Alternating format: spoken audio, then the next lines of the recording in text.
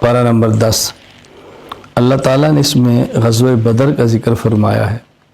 یہ غزوہ بدر اور جنگ بدر مسلمانوں اور کفار کے درمیان وہ پہلی اہم جنگ ہے کہ جس نے مشرکین مکہ اور کفر کی کمر توڑ کے رکھ دی ہے، اور یہی جنگ یوں سمجھیں کہ اسلام کی فتوحات کے دروازے کھول رہی ہے۔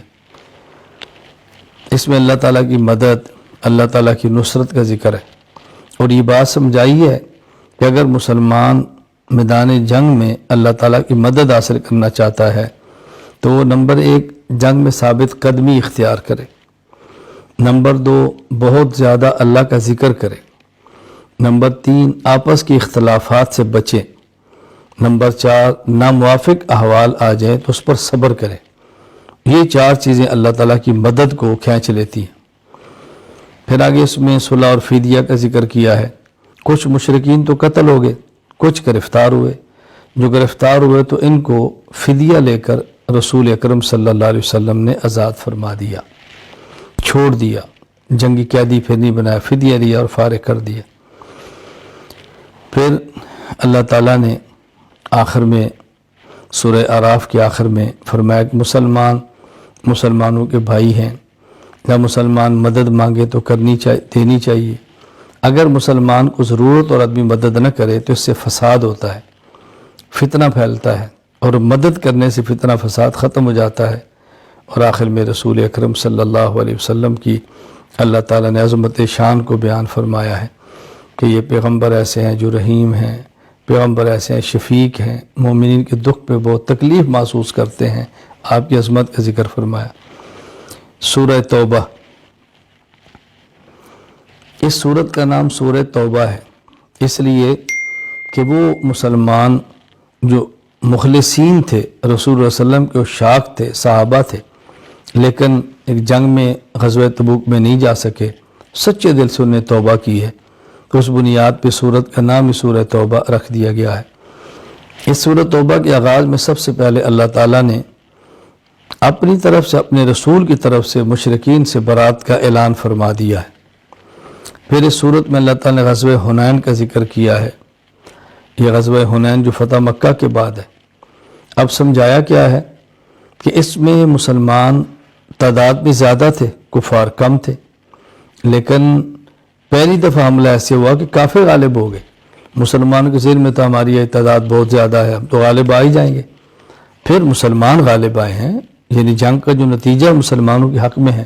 یہ بات ایک سمجھانے کے لیے تھی کہ تمہاری کثرت اور طاقت پہ نظر نہیں ہونی چاہیے، اللہ تعالیٰ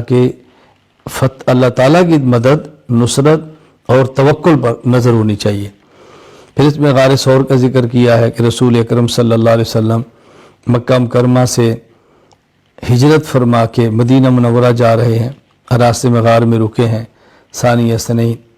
اس میں رسول اکرم صلی اللہ علیہ وسلم کے ساتھی ابو بکر صدیق رضی اللہ تعالیٰ عنہ تھے۔ صحابہ کرام رضی اللہ تعالیٰ عنہ مجمعین میں سے ہر ایک صحابی کی کوئی نہ کوئی خصوصیت ہوتی ہے۔ صدیق اکبر رضی اللہ تعالیٰ عنہ کی خاص صفت یہ ہے کہ قرآن کریم نے اس شخص کو صحابی کہا ہے، اذ یقول لصاحبہ لا تحزن۔ اس لیے صدیق اکبر رضی اللہ تعالیٰ عنہ کی اگر کوئی شخص صحابیت کا انکار کرے وہ مسلمان نہیں رہتا۔ آگے اللہ تعالیٰ نے اسی صورت میں مشرکین اور اہل کتاب کے ساتھ جہاد کا حکم دیا ہے، پھر جہاد کے احکام بیان فرمائے ہیں اسی صورت میں۔ پھر آگے اس صورت میں غزوہ تبوک کا ذکر کیا ہے۔ رسول اکرم صلی اللہ علیہ وسلم نے، یہ غالباً واحد غزوہ تبوک تھا جس کی مشاورت کھلی ہوئی ہے، اور آپ نے بتایا کہ ہم فلاں طرف جا رہے ہیں۔ صحابہ کرام سے کھلے عام چندے کی اپیل بھی ہوئی ہے، صحابہ کرام کو ترغیب بھی دی ہے۔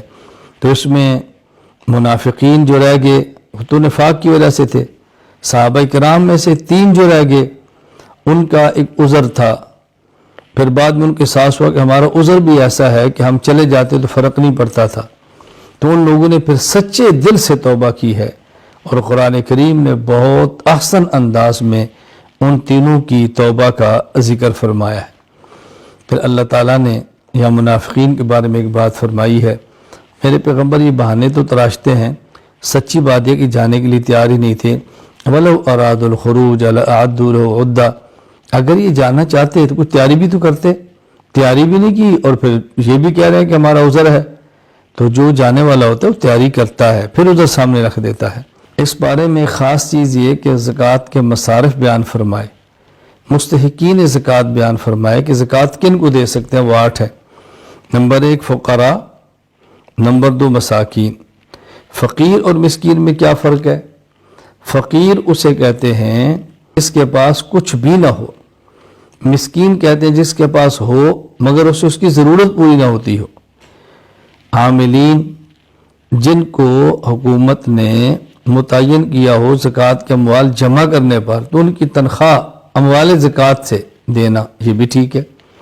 والمؤلفۃ قلوبہم، نو مسلم مالدار ہے لیکن اس کو زکوٰۃ کے پیسوں میں سے دینا اس کے دل کو اسلام کی طرف مائل کرنے کے لیے، مزید پختہ رکھنے کے لیے یہ ذہن نشین فرما لیں. اب یہ مصرف نہیں ہے، پہلے تھا.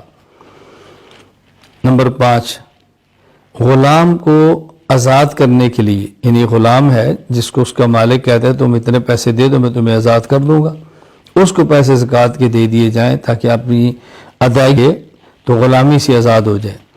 نمبر 6 غارمین، مقروض، اس کو زکوٰۃ دینا کہ قرض سے اس کی نجات ہو جائے.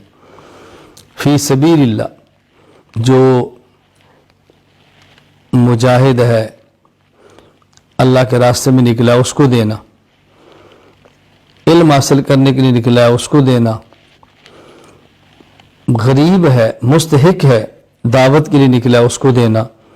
یعنی وہ آدمی جو مسافر ہے دین کے لیے اور اس کے مالی حالات کمزور ہیں تو زکوٰۃ کے مال سے اس کی مدد کر دینا. مبنی سبیل مسافر یعنی ایسا شخص کہ جس کے پاس اپنے گھر میں تو الحمدللہ پیسے موجود ہیں لیکن سفر میں اس کے پاس پیسے نہیں ہیں اور اس کو ضرورت پڑ گئی ہے، اب زکوٰۃ کے پیسوں سے اس کی ضرورت کو پورا کیا جا سکتا ہے.